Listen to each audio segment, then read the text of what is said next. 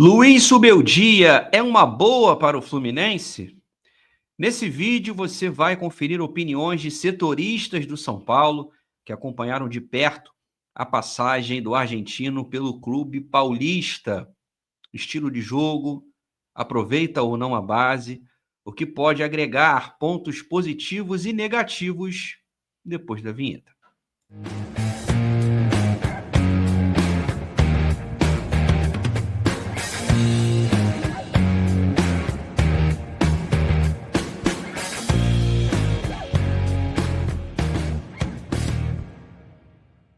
No canal do Leandro Dias, você sabe, o foco é Fluminense. A gente troca uma bola diariamente sobre a nossa paixão, o tricolor. E me ajuda aí, pô. Deixa o like, se inscreva no canal, caso não seja um inscrito, e avalie a possibilidade de se tornar membro do canal do Leandro Dias.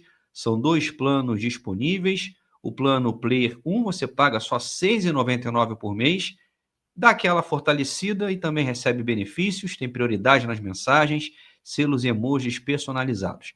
E o plano Legend é um pouquinho mais caro, mas nada que vá onerar o seu bolso, R$ 14,99. Além dos benefícios do plano Player 1, você também participa comigo de um grupo de WhatsApp. Eu estou sempre lá batendo papo com a galera, então botãozinho aqui embaixo, seja membro, e dá aquela hypada no vídeo, recurso novo no YouTube, que dá aquela fortalecida. Galera, sem perder tempo, eu conversei com 2 setoristas do São Paulo. Primeiro, eu bati um papo com o Ricardo Senna, ele é proprietário do canal Arquibancada Tricolor, jornalista, e vai falar sobre o Luiz Subeldia de uma forma equilibrada, didática, para a torcida tricolor conhecer mais o novo treinador. Vamos nessa. Estou recebendo aqui o Ricardo Senna, ele faz parte do canal Arquibancada Tricolor, dedicado ao São Paulo Futebol Clube, para falar sobre Luiz Subeldia, novo técnico do Fluminense, contrato até dezembro de 2026. O Subeldia que tem uma carreira extensa, uma carreira até fora da Argentina, foi treinador no México, também na Espanha, e o seu último clube foi o São Paulo, onde teve um período um tanto quanto conturbado, e por isso eu trouxe aqui o Ricardo para dar as impressões dele, o que ele achou do trabalho do Subeldia. Tudo bem, Ricardo? Tudo bom, Leandro? Como é que você tá? Um abraço aí para todos os amigos tricolores do Rio também. Bom, fiquei surpreso aí com a informação do Zubeldia fechando com o Fluminense, né? E dá para a gente falar bastante sobre isso daí. Uma passagem que divide opiniões aqui no São Paulo. Existem os Zuba Lovers, tem a galera que adora, ama ele de paixão, não sei porquê, e tem a galera que odeia também, porque eu acho que não é para tanto. Então não pode ser 880, mas ficou bem polarizado por aqui. E a tua opinião? Como é que você viu a passagem do Subeldia? Primeiro, a tua expectativa da chegada dele, um nome um tanto quanto fora da caixa, e como é que se desenvolveu esse trabalho dele no São Paulo? O nome dele vinha sendo especulado no São Paulo desde a saída do Dorival para a seleção. Antes do Thiago Carpini assumir o São Paulo, a diretoria do São Paulo chegou até a conversar com o Zubeldia, acabou não dando muito certo, ele veio só depois, aí no ano de 2024, né? Acho que dá para dividir em duas partes. Primeiro, a temporada passada, 2024, onde ele chega no meio do ano, sem tempo de fazer uma pré-temporada, né, nem nada, e ele pega um time que vinha de um trabalho ruim, né, do próprio Carpini. Tem um começo muito bom, com uma sequência de jogos sem derrota. O São Paulo faz um Brasileirão digno, e também a Copa Libertadores, o São Paulo vai bem. O São Paulo consegue passar com melhor defesa e acaba sendo eliminado só nos pênaltis para o Botafogo, que saiu como campeão naquela edição. O trabalho dele também foi muito atrapalhado por lesões, né? Muitas questões ali extra-campo também que afetam o São Paulo há bastante tempo. Então, a temporada de 24, ela deixou muito aquela sensação. O São Paulo caiu das Copas muito por ou erros individuais ou por situações atípicas, e o São Paulo faz um Brasileirão digno. Isso credencia para que o Zubeldia fique em 2025 no São Paulo e comece o ano, né? Na temporada 2025, eu acho que ela começa de uma forma turbulenta, até por um erro de programação da diretoria na pré-temporada do São Paulo. São Paulo vai para a Flórida, faz jogos amistosos com o Cruzeiro, com o Flamengo. No meio desse processo ali, metade do elenco tem que voltar para o Brasil, para a disputa do Paulistão, para a estreia. e a base do São Paulo envolvida na final da Copinha também ali, sem conseguir compor muito o time. Então essa pré-temporada bagunçou bastante o início do ano, o início do trabalho do Zubeldia. Nesse processo, no Paulistão, a gente aqui tem aquela ideia ou expectativa que seja o campeonato usado para testar a molecada da base. E assim como no Fluminense tem aí Xerém, né, que tem uma expectativa muito grande com a galera, aqui também a gente tem com Cotia, né? E ainda mais com essa geração promissora que ganhou a Copinha. E aí isso não aconteceu durante o Paulista, por pressão de resultados também. O Zubeldia usou muito pouco a base. Tem um jovem muito promissor aqui, que é o Rian Francisco, atacante, jogou muito pouco. A torcida ficou um pouco contrariada em relação a isso, e até pela pressão dos resultados, teve momentos emblemáticos onde a gente imaginava um time reserva, entrava o time titular, não ganhava, e a frustração ficava para o torcedor, né? No Paulista, Leandro, o São Paulo até sai nas semifinais contra o Palmeiras, muito por conta de arbitragem, uma partida muito controversa, então não ficou na conta do Zubeldia isso. O problema, eu acho que ficou muito mais no início do Brasileirão. O São Paulo, na Libertadores, ele nas Copas competiu bem, ganhou todos os jogos fora de casa pela primeira vez na história, com o Zubeldia, mas em casa vacilou. Teve 2 empates ali que não poderia ter acontecido, né? O São Paulo vacila, não faz a melhor campanha também por conta disso, mas no Brasileirão o São Paulo começou muito mal, perdeu jogos importantes, pontos importantes em casa, isso começou a minar muito o trabalho dele. E aí acho que o que dividiu muito a torcida, Leandro, é que a gente não via muita evolução no trabalho dele, quando dependia de mais do que vibração, mais variações mais táticas e tal, aí a coisa começou a emperrar um pouco. Inegavelmente, é um cara que assim trabalha muito, vibra bastante, a torcida se identifica muito com o cara, porque ele tá ali no campo, parece um jogador junto, ficou até caricato, né? Ele corria na lateral, às vezes invadia o campo, tomava muito cartão por reclamação, né? Ele é muito louco, né, cara? Ele é um cara destemperado ali, temperamento explosivo, né? Bastante, bastante. O elenco, assim, elogia demais, assim, fala que ele é um cara muito parceiro mesmo, o elenco gostava muito dele, mas ele tinha um destempero muito grande, principalmente com a arbitragem, né? Não sei se por não conhecer talvez o estilo aqui no Brasil e tal, mas a gente teve muitos jogos onde ele ficou suspenso, tomava muitos cartões. E a ausência do técnico ali no banco acaba afetando, né? Acaba pesando. Então, acho que no Sem geral, dúvida. Leandro, a passagem dele foi assim, ela não foi das piores. Quando o resultado não vem, o pessoal fala, o pior técnico da história. Eu não acho isso. Tá longe de ser o pior.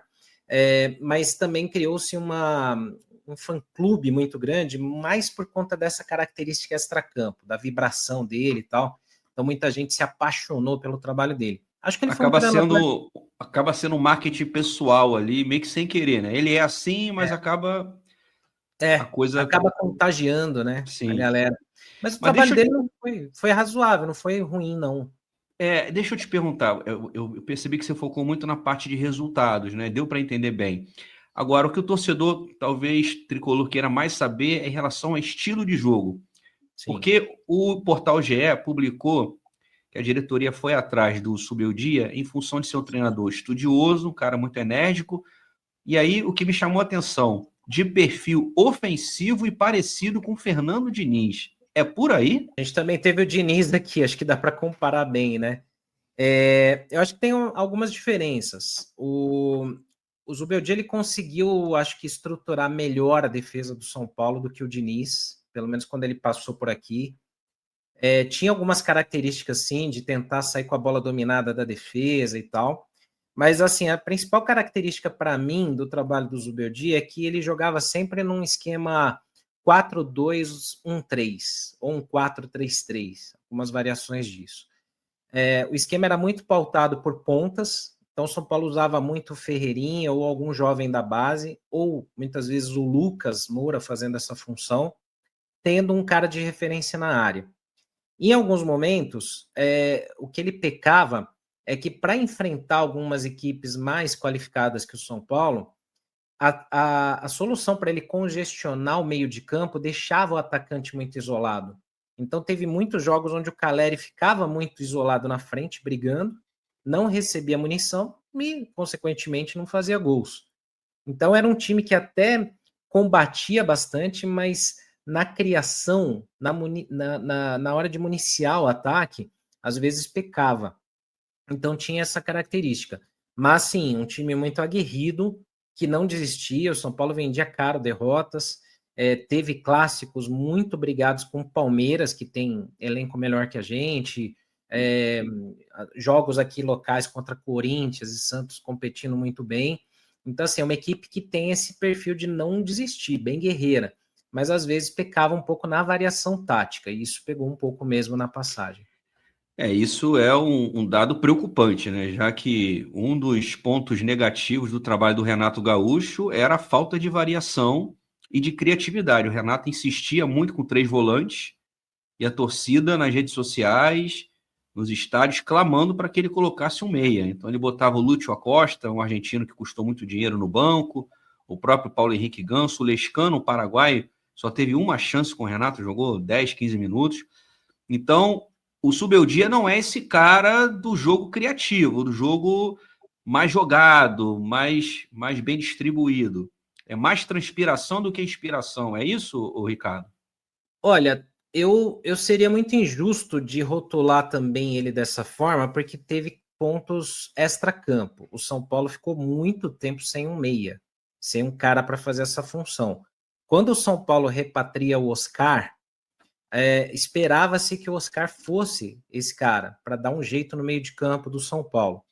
Então, a temporada passada, 2024, ele testou alguém para fazer essa função de meia, não deu muito certo, então os volantes tinham muito destaque nisso. O Alisson, por exemplo, era um cara que teve muito bom destaque desde a época do Dorival, né?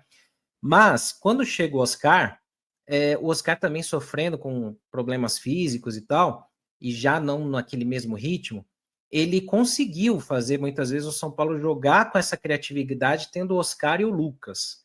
Seria, hoje não é o cenário do Fluminense, mas mais ou menos um uso ali de um Ganso e o Arias, nessas funções, sabe? O arco e a flecha, vai. Então, o São Paulo conseguiu funcionar bem em alguns jogos. Teve algumas coisas que o Zubeldia tentou, que eu achei legal, mas que o pessoal já estava naquela coisa de criticar tudo que ele fizesse, né? Que era, por exemplo, você reforçar o meio de campo e o Oscar jogar mais recuado como um terceiro homem de meio de campo, como se fosse um volante. E o Lucas fazendo essa função do meio para frente, ou o Luciano. Às vezes isso funcionou bem. Contra Palmeiras, Então, por exemplo, no só Paulista para deu certo. entender, desculpa te interromper, Ricardo, só para Imagina. entender. Então, nesse caso, ao invés dele jogar com 2 pontas abertos, ele deixava um ponta mais aberto e o outro fechava um pouco mais. É por aí? Isso. Porque o que pegava muito com o São Paulo? Como o Oscar não estava na mesma, talvez, velocidade, no mesmo ritmo, teve um jogo bem emblemático, São Paulo e Palmeiras no Paulista, na primeira fase, no Allianz. O Oscar ele vem para fazer esse terceiro homem de meio de campo, quase um volante. Ele conseguia sair com a bola dominada para armar o jogo muito bem, só que faltava outra peça no meio para ajudá-lo. Então, quando o Lucas, voltando de lesão, entrou, não conseguiu ajudar muito. O Luciano também não é o cara para fazer isso. Então, isso minou muito as ideias do Zubeldia. Mas ele é um cara que, assim, como você bem falou, e o GE comentou bem, ele é um cara, assim, com boas ideias. Ele procura tentar, não é um cara que vai só fazer o time jogar, tipo o Mano Menezes, muito na transpiração, só na raça e tal. Ele tem boas ideias e bons conceitos, mas muitas vezes as execuções no São Paulo pecaram por conta de falta de peças também. Então não dá para ser injusto e jogar só no treinador, não. Tá aí, pessoal. Essa é a opinião do Ricardo Sena, a quem eu agradeço muitíssimo. Sucesso ao canal Arquibancada Tricolor. E sem perder tempo, vamos ouvir outro amigo, o Alexander Vieira, jornalista, que possui um canal aqui no YouTube dedicado ao São Paulo. Fala galera do canal do Leandro Dias, aqui é o Alexander Vieira, setorista do São Paulo, que passou aí apurando, detalhando, conversando, vivendo esse um pouco mais de um ano que o Zubeldia passou aqui do São Paulo, e garanto para vocês que foi altos e baixos. Até hoje tem pessoas que gostam mais do que outros treinadores do Zubeldia e tem aqueles que o odeiam, que o encaram como um dos piores técnicos da última geração. para vocês verem como a situação do Zubeldia ela é muito instável dentro do São Paulo. O trabalho dele começa de uma maneira muito positiva, ele tem um impacto imediato, principalmente no sistema defensivo, que é onde ele começa a arrumar os seus times. Ele tenta proteger o seu sistema defensivo para impedir que tome gols. Tanto é que ele chegou, se eu não me engano, a ficar 12 jogos sem saber o que era derrota com a camisa do São Paulo. E aí depois, né, por conta de lesões, elenco curto e até ideias de jogo do Zubeldia, acabou se criando essa seita. Uns que o idolatram e outros que não gostam tanto dele. Eu tô no meio termo, por quê? Eu acho que tem coisas boas e tem coisas ruins. As coisas boas, principalmente em Copas, ele é um cara muito competitivo, é um cara que consegue trazer o grupo sempre para si e é um cara que defensivamente tem ideias sólidas e às vezes até com pouco consegue extrair algumas questões. O meu ponto principal do Zubeldia é o lado ofensivo.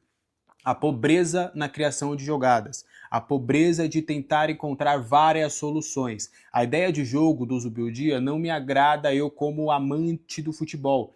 Ele é um cara que aposta muito na bola longa, ele é um cara que não consegue, ele não tem como ideia de jogo triangular desde lá de trás, a aproximação dos atletas, ele é um cara que ele prioriza mais o lado objetivo do jogo, que é bola longa, velocidade, contragolpe, pontas velozes e vamos tentar resolver o jogo. Tanto que o Zubeldia prioriza muito um camisa 9 trombador. Ele gosta do camisa 9 que vai segurar lá na frente, que vai pegar a casquinha. Então, o estilo de jogo do Zubeldia diferencia um pouco do Renato nesse quesito. Então, o Zubeldia, ele também aproveita alguns atletas da base. Vocês dificilmente vão ver ele aproveitando zagueiros e volantes da base.